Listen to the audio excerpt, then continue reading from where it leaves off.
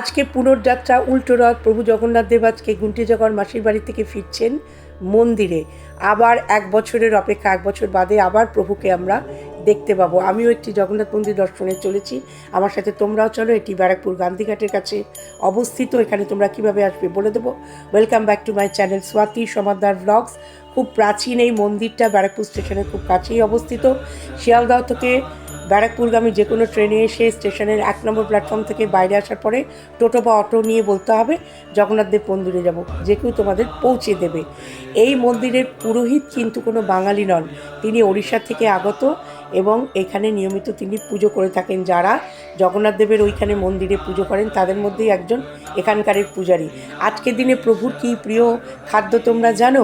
আজকের দিনে প্রভু খান পান্তা ভাত, টক দই আর বেগুন পোড়া।